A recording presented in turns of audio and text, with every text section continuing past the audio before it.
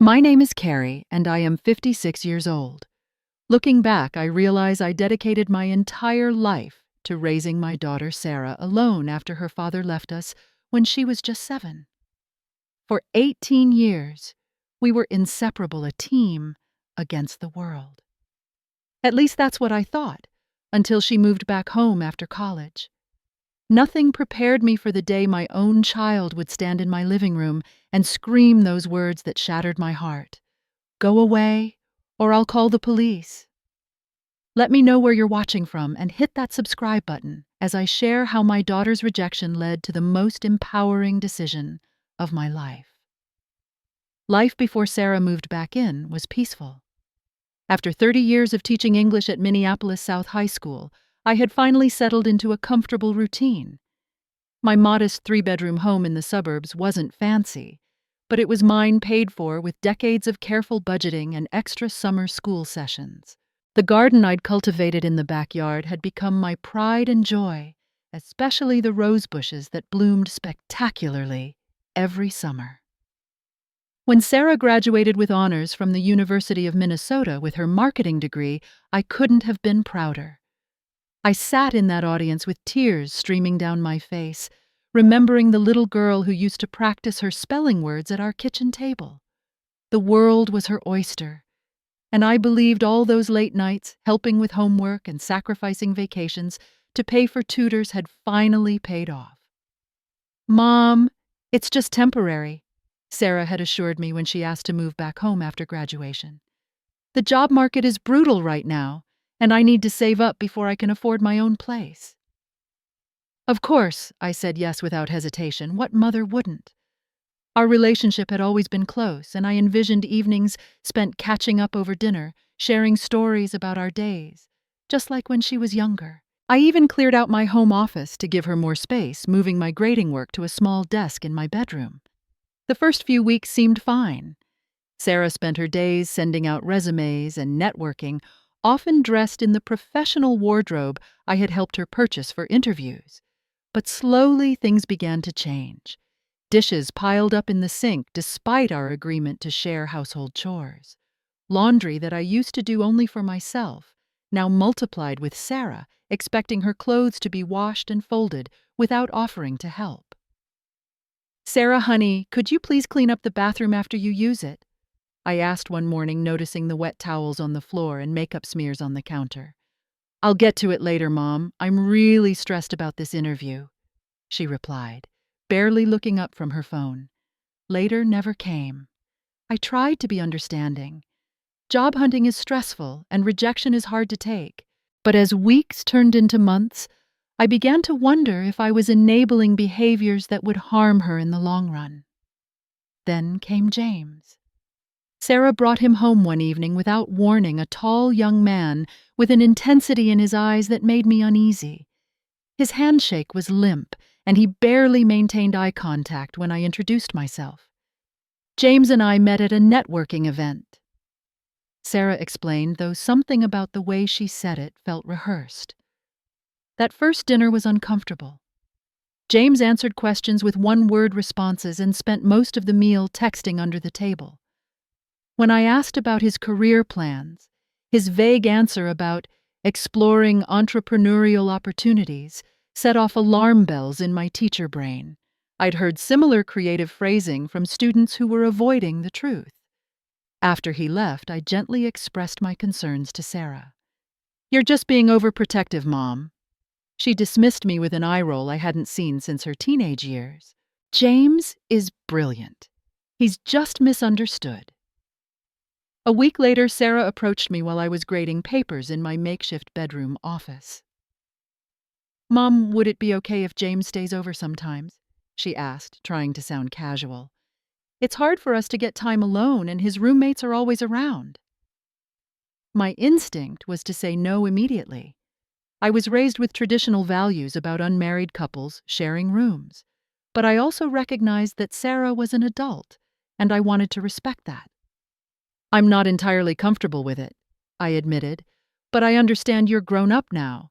If he stays over, I'd appreciate if you kept noise down and he contributes somehow, maybe helping with dinner or household chores occasionally." Thanks, Mom, you're the best, Sarah exclaimed, hugging me quickly before rushing off to call James. That night, lying awake in bed, I had no idea that this small concession would be the first step toward losing control of my own home and eventually hearing my daughter threaten to call the police on me. The shift happened so gradually I almost didn't notice it at first. Little things began to pile up like water droplets before a flood. Sarah's belongings spread throughout the house, no longer confined to her room. Makeup in the bathroom, shoes in the hallway, snack wrappers on the coffee table. Space that was once mine became overtaken by her presence. Despite our agreement, James was now at our house 5 or 6 nights a week. He never contributed to groceries, never offered to help with dishes, and treated my home like a hotel. I would find his dirty dishes in the sink, his shoes kicked off in the living room, and once alarmingly, cigarette butts on my carefully tended garden soil. "Sarah, we need to talk about James," I said one morning over coffee after he had finally left for the day. "He's here almost every night now, and he's not helping out as we agreed."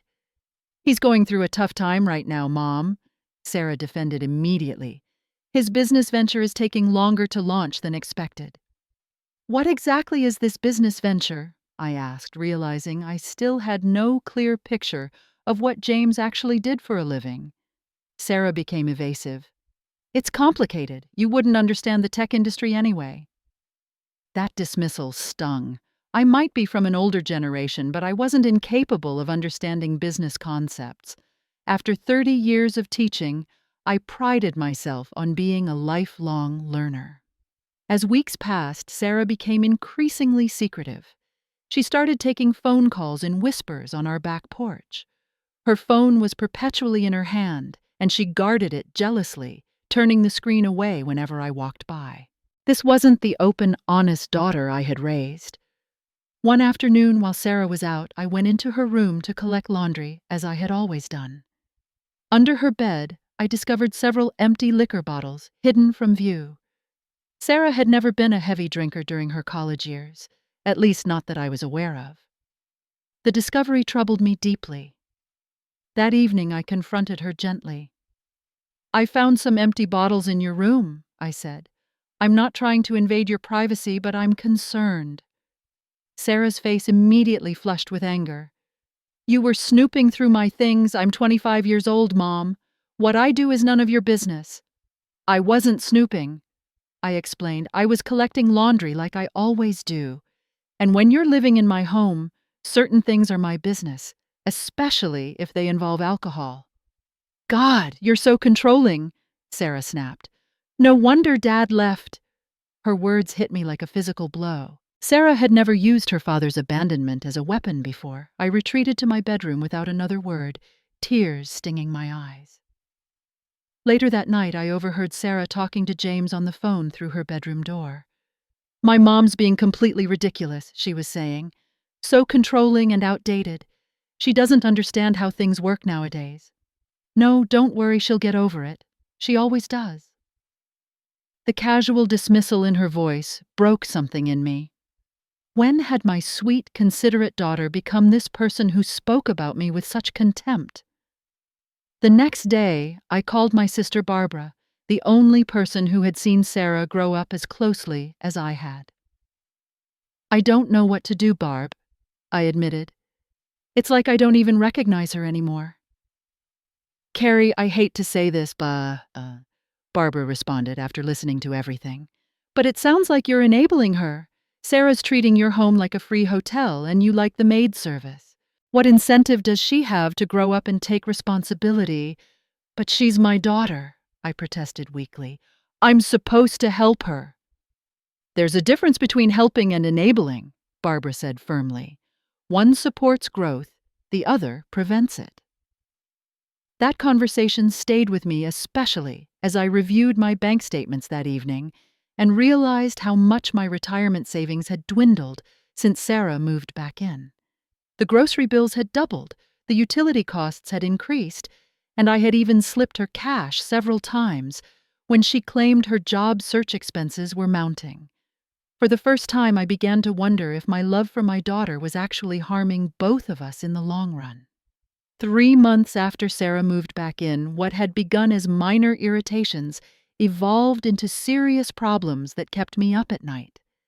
James had essentially moved in without any discussion. His toiletries cluttered the bathroom. His clothes took up space in Sarah's closet, and his presence in my home had become a constant source of tension. One evening after a particularly exhausting day of teaching, I arrived home to find James sprawled on my couch, feet up on my coffee table watching my television while eating food I had purchased. "Hey, Mrs. W," he said without looking up. Sarah wasn't even home. "James, where's Sarah?" I asked, setting down my heavy bag of student essays. "She went out with some friends," he replied, still focused on the television. "She said it was cool if I waited here." I stood there feeling like a stranger in my own home. The realization that my daughter had given someone else permission to occupy my space without even asking me first was profoundly disturbing. That weekend, I received a call from a number I didn't recognize. "Is this Carrie Wilson?" a professional-sounding woman asked. "Yes, it is." "This is Margaret from Lakeside Marketing Group. I'm calling about Sarah. She hasn't shown up for work 3 days in a row and isn't answering her phone. As her emergency contact, we wanted to check if everything is okay." My blood ran cold. Sarah had secured a position at Lakeside nearly a month ago, an entry-level marketing assistant role she had seemed excited about. She left the house every morning, dressed for work, and returned in the evenings with stories about her day. Or so I thought. I'll have her call you," I managed to say before hanging up. When Sarah returned home that evening, I confronted her immediately. "Lakeside Marketing called today," I said. "They said you haven't been to work in 3 days." Sarah's face went through several emotions in rapid succession: shock, panic, and then defiance. "They fired me 2 weeks ago," she finally admitted. 2 weeks. I was stunned. "You've been pretending to go to work for 2 weeks. Where have you been going every day?" "It wasn't my fault," Sarah deflected. "That place was toxic. My supervisor had it out for me from day one. Nothing I did was ever good enough for her." "That's not the point, Sarah. You lied to me for 2 weeks." "Because I knew you'd react like this. You're always judging me, always expecting perfection." Before I could respond, I noticed my car keys weren't in their usual spot on the hook by the door. "Where are my car keys?" I asked. Sarah's expression became guarded. "I borrowed your car today. Mine needs gas." Without asking. My voice rose despite my efforts to stay calm. "Sarah, that's not borrowing, that's taking." "It's not a big deal, Mom. Why are you being so dramatic about everything?" "It is a big deal. It's about respect and boundaries, which seem to mean nothing to you anymore."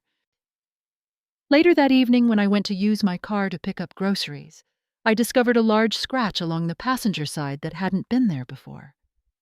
When I confronted Sarah, she denied responsibility, suggesting it must have happened in the parking lot while I was at work, despite the fact that I had been taking the bus to work for months to save on gas and parking fees. The car incident was just the beginning. A week later, while reviewing my credit card statement online, I noticed several charges I didn't recognize. Restaurants I'd never visited, a clothing store I couldn't afford, even a hotel room charge from the previous weekend when Sarah had claimed she was staying at a friend's place. With growing dread, I checked my wallet and confirmed my suspicion my credit card was missing from its usual spot.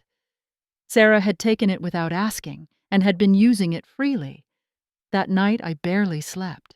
The weight of anxiety pressed on my chest as I tried to reconcile the daughter I had raised with the person now living under my roof. The values I had worked so hard to instill the lessons about honesty and integrity seemed to have vanished without a trace. The stress began affecting my health and job performance. I found myself making uncharacteristic mistakes in class. My blood pressure, normally stable, rose enough that my doctor prescribed medication. Dark circles formed under my eyes from lack of sleep. One evening, while Sarah thought I was asleep, I overheard her talking with James in the kitchen. "How long do you think we can stay here?" James was asking. "As long as we need to," Sarah replied. "Mom's a pushover. She complains, but she won't actually do anything. We can totally milk this situation until your business takes off." Their laughter felt like ice water in my veins. I was being used by my own child, and worse, she knew exactly what she was doing. The morning that changed everything began like any other.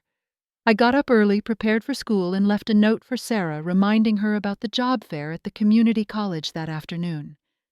Despite everything, I still hoped she would find her way back to responsibility. That day at school, during my lunch break, I received a text from my neighbor, Mrs. Patterson. "Carrie, there are several cars parked outside your house and loud music playing. Everything okay?" A sense of foreboding washed over me. I canceled my last class, something I'd never done before, and headed home 3 hours earlier than usual. As I approached my house, the bass from music inside was audible from the street. 3 unfamiliar cars were parked in my driveway and along the curb. The front door was unlocked. Walking into my own home felt like entering a foreign country. The living room furniture had been rearranged. Empty pizza boxes and beer cans littered every surface. The distinct smell of marijuana hung in the air, despite my explicit rule against drugs in my home. In the midst of this chaos sat Sarah James and 4 strangers I had never seen before. On my coffee table, clearly visible, was drug paraphernalia I couldn't even name, but recognized from school anti-drug programs. "Sarah!" I exclaimed, shock and horror evident in my voice. "What is going on here?" The room fell silent as all eyes turned to me.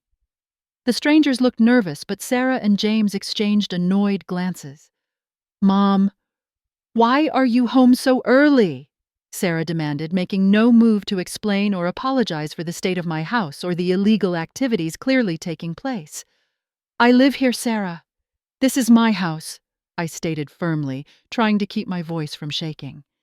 "Everyone who doesn't live here needs to leave right now." "You're embarrassing me," Sarah hissed, her cheeks flushing with anger rather than shame. "I'm embarrassing you. You've turned my home into a drug den. These people need to leave now and then. You and I need to have a serious conversation." Sarah stood up abruptly, fists clenched at her sides. "You don't get to control everything. You don't get to decide who my friends are or what we do. In my house, I absolutely do," I replied, standing my ground, despite my racing heart. "James, I know you've been dealing drugs from my home." James smirked but said nothing, confirming my suspicion. "That's a lie!" Sarah shouted, stepping between us. Her eyes were different somehow, pupils constricted in a way that suggested she wasn't just angry. "You're just jealous that I have friends and a life." "This isn't about jealousy, Sarah. This is about illegal activity in my home, activity that could get me fired if the school board found out, or worse, arrested." The strangers began gathering their things, clearly wanting no part of this family drama. As they shuffled past me toward the door, Sarah's anger escalated. "Don't leave because of her," she called out to them. "She can't tell you what to do." But they left anyway, murmuring awkward goodbyes. When the door closed behind the last of them, I turned back to Sarah and James, who remained defiantly seated. "I've tried to be patient and understanding," I said, my voice breaking slightly. "But this crosses every line. Either James leaves permanently and you start looking for a job immediately, or you both need to find another place to live." "You're kicking out your own daughter." Sarah's voice rose to a screech. "Your own flesh and blood." "I'm asking my adult daughter to respect basic rules and laws under my roof," I corrected. "You've always hated James. You've always been against our relationship. This isn't about James." I said, though, in truth, I did blame him for much of Sarah's downward spiral. This is about respect, responsibility, and legality. Sarah began to cry, the sudden switch to tears, a manipulation tactic I recognized from her teenage years. "I promise we'll do better, Mom. Please don't do this. We have nowhere else to go." For a moment I faltered. Despite everything, seeing my daughter cry still affected me deeply. But then I noticed the calculating look she exchanged with James, and I steeled myself. "I mean it, Sarah. This is your final warning." For the next few days, there seemed to be an uneasy truce. Sarah made a show of applying for jobs online, and James was noticeably absent. I began to hope that perhaps my ultimatum had finally gotten through to her.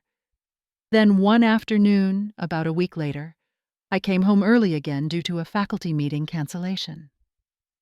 As I turned my key in the lock, I heard frantic movement inside. When I opened the door, the same scene greeted me: strangers in my living room, evidence of drug use, and Sarah looking defiant rather than apologetic. "Sarah, we talked about this," I said, disappointment and anger warring within me. "Just go away, Mom," Sarah snapped. "Go to Barbara's or something. Come back later. I will not leave my own home so you can continue breaking the law here." "I'm warning you," Sarah said, her voice taking on a dangerous edge I'd never heard before. Her eyes were wild, her movements jerky. Whatever substances she had been using had changed her in ways that terrified me. "I want everyone out," I said, reaching for my phone. "Now, or I'm calling the police." That's when Sarah screamed the words that would change our relationship forever. "Go away, or I'll call the police. This is harassment." I stood frozen, unable to process what I was hearing. My own daughter was threatening to call the authorities on me in my own home. "What did you say to me?" I whispered, scarcely able to believe my ears. "You heard me," Sarah said, grabbing her own phone. "I'll tell them you're harassing us, that you're unstable. Who do you think they'll believe, a bunch of young people or one hysterical old woman?" In that moment, looking into my daughter's eyes, I saw no recognition, no love, no respect, just a stranger who happened to share my DNA.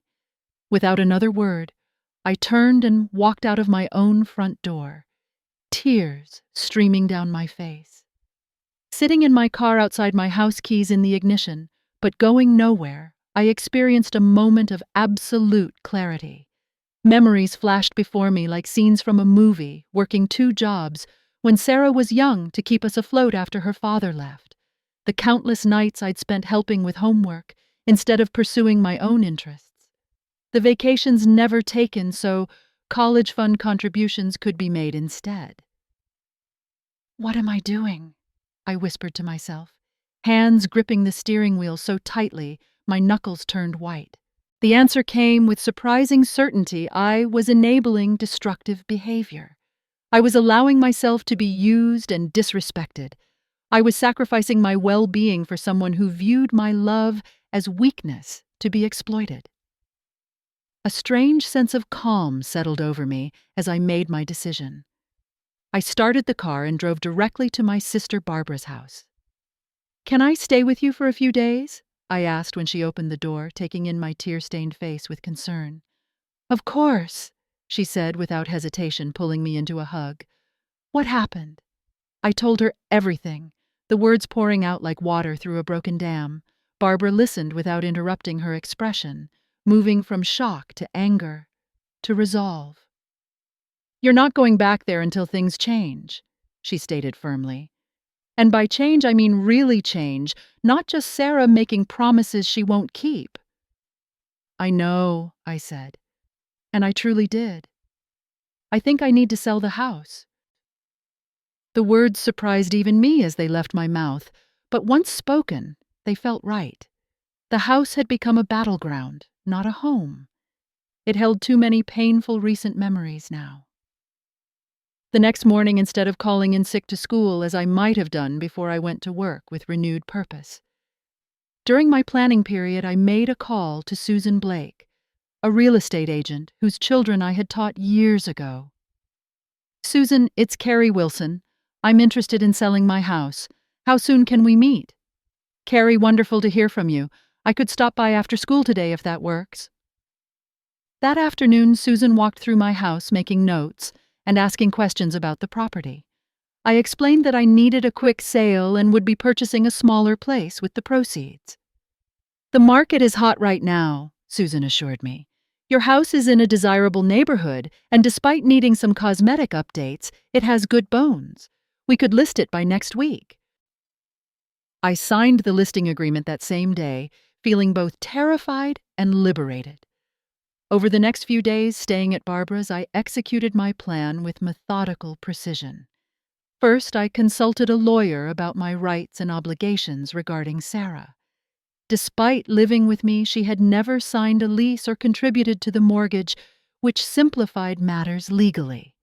I was advised to give her written notice once the house was under contract. Next, I contacted my bank to freeze my credit cards and open new accounts at a different institution. I changed all my passwords and set up mail forwarding to Barbara's address. During school hours, when Sarah was typically sleeping, Barbara accompanied me to the house to retrieve important documents, cherished possessions, and enough clothing to manage until the move. I reconnected with friends I had neglected during the intense months of Sarah's return, building back the support network I would need. My colleague Jane, who had gone through a similar situation with her son years before, became a particularly valuable confidant. "It will be the hardest thing you've ever done," Jane warned me over coffee. "There will be days you question everything, days you feel like the worst mother in the world. But if you truly love her, sometimes the kindest thing is to stop cushioning her from the consequences of her choices." As I prepared the house for showing, making small repairs and touch-ups during Sarah's frequent absences, I felt a growing sense of empowerment. For the first time in months, perhaps years, I was putting myself first. My health began to improve almost immediately. The tension headaches that had become my constant companion eased. I slept through the night for the first time in months. 1 week after listing the house, Susan called with exciting news. "We have 5 offers, all above asking price," she announced. "The highest is $15,000 over with minimal contingencies and a quick closing timeline." "Accept it," I said without hesitation. That evening I drove back to the house, Susan's sold sign already planted in the front yard. The time had come to tell Sarah. As expected, she was home with James, both looking surprised to see me after my week-long absence. "Where have you been?" Sarah demanded, as if I were the child who had stayed out past curfew. "I've been staying with Barbara," I replied calmly. "Sarah, we need to talk. I've sold the house." Her face went blank with shock. "You what?" "The sale will be final in 3 weeks. You'll need to find alternative housing by then." "You can't do that." Sarah's voice rose hysterically. "This is my home, too. It's my home, Sarah. My name is on the deed and the mortgage that I've paid faithfully for 20 years. I've made a decision that's best for me at this point in my life." James, unusually silent, was already calculating his next move. I could see it in his eyes. "Where are we supposed to go?" Sarah demanded, tears beginning to fall. "You're both adults with options. You can rent an apartment, stay with friends, or speak to social services about housing assistance. I've prepared a list of affordable apartments in the area and information about rental assistance programs." I handed her a folder I had prepared, which she knocked from my hand. "This is because of what I said. Isn't it about calling the police? I didn't mean it, Mom. I was just upset. This isn't punishment, Sarah. This is me making a necessary change in my life. I love you, but I can't continue living this way."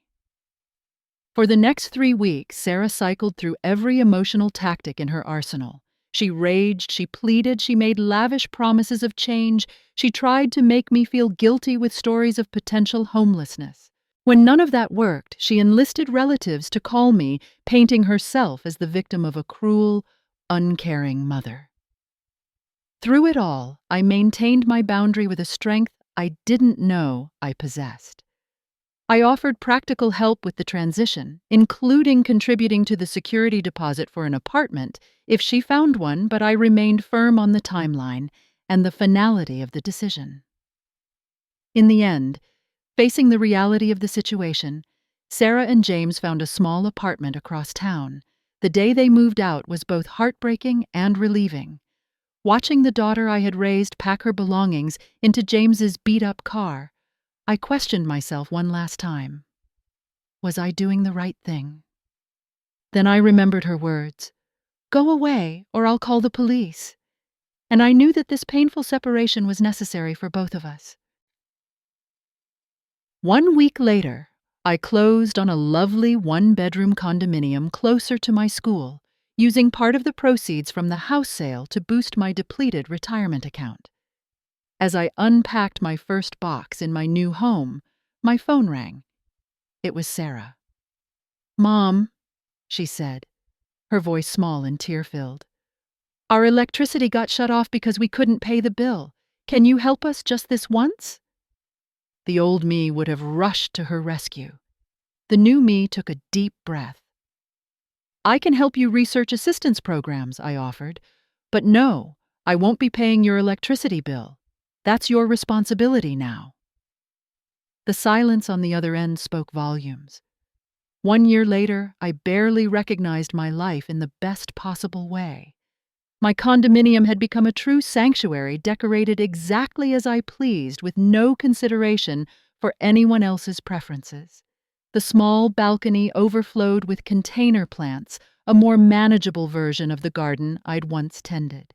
The walls, painted in soothing blues and greens, displayed artwork I'd always loved, but Sarah had found boring. After 32 years of teaching, I had finally retired, using my newfound free time to explore interests long set aside. I joined a local writing group, took up watercolor painting, and volunteered at the animal shelter, walking dogs twice a week. My blood pressure returned to normal levels, and I shed the 10 pounds of stress weight I'd gained during the final months with Sarah. Most significantly, I formed new friendships and strengthened old ones, creating a support network of women who understood life's complexities and the challenges of family relationships. Our Tuesday morning coffee group became the highlight of my week, a circle of wisdom and laughter I treasured. My relationship with Sarah evolved slowly and painfully over that year. The first 3 months after the move, we barely spoke. She called only when she needed something, growing increasingly frustrated when my answers remained consistent in their boundaries. The turning point came 6 months after she moved out. James predictably had left her when his entrepreneurial ventures led to legal troubles she refused to be part of. Alone for the first time in her adult life, Sarah faced the reality of supporting herself entirely. One Sunday afternoon, she called not asking for money or help, but simply to talk. "I got a job," she said, a note of genuine pride in her voice that I hadn't heard in years. "It's nothing fancy, just administrative work at a dental office, but it's steady, and they offer health insurance after 90 days. "That's wonderful, Sarah," I replied sincerely. "I'm proud of you." "I don't know why you would be," she said softly, "after everything." That conversation opened the door to a new kind of relationship between us. Sarah began to share her struggles and small victories, without the manipulation that had characterized our interactions before. I listened without rushing to solve her problems, or offering unsolicited advice. When she mentioned she was seeing a therapist to address substance issues I hadn't fully recognized, I felt both heartache that she had been suffering and hope that she was seeking help. "The therapist says I have a lot of abandonment issues from Dad leaving," she told me during one of our now regular Sunday calls. "But that doesn't excuse how I treated you. I'm working on it, Mom. I really am." "We're both working on ourselves," I assured her. "That's all anyone can do." By the 1-year mark, we had progressed to monthly dinners at a neutral location, a casual restaurant halfway between our homes. The conversations were sometimes awkward, occasionally tense, but increasingly authentic. Sarah was slowly emerging from the angry, entitled person she had become, back into the thoughtful young woman I had raised, though changed by her experiences and newfound independence. During our most recent dinner, Sarah looked at me with clear eyes, a steadiness in her gaze that had been missing during the turbulent months we lived together. "I understand now why you did what you did," she said, pushing her salad around her plate. "It must have been really hard to stand up to me like that." "The hardest thing I've ever done," I admitted, "but sometimes the hardest thing and the right thing are the same." "You could have kept enabling me, kept trying to protect me from myself," Sarah continued. "Most parents would have." "Then you never would have found your own strength," I replied. "By choosing myself, I ultimately gave you the chance to choose yourself too." Sarah reached across the table and squeezed my hand, a simple gesture that conveyed more healing than 1,000 conversations could have. Looking back now, I realize that the day my daughter screamed those words at me, "Go away or I'll call the police," was actually the beginning of salvation for both of us. It was the moment I finally recognized that love sometimes means letting go. That true maternal sacrifice isn't martyrdom, but the courage to allow natural consequences even when they hurt. I still have the real estate agent's business card tucked in my wallet as a reminder of the day I reclaimed my life. It represents the most difficult and most important decision I ever made as a mother. The decision to love my daughter enough to stop protecting her from reality. If you're facing a similar situation with a loved one, whether a child partner or friend, I want you to know that setting boundaries isn't selfish. It's necessary. Enabling isn't love. It's fear dressed up as care. What's your experience with difficult boundaries? Have you ever had to make a tough choice for someone you love? Share your story in the comments below, and if this resonated with you, please like and subscribe to help others find this message. Remember, sometimes loving someone means having the courage to let them fall so they can learn to stand on their own. Thank you for listening to my story, and may you find the strength to make the right choices in your own life, however difficult they may be.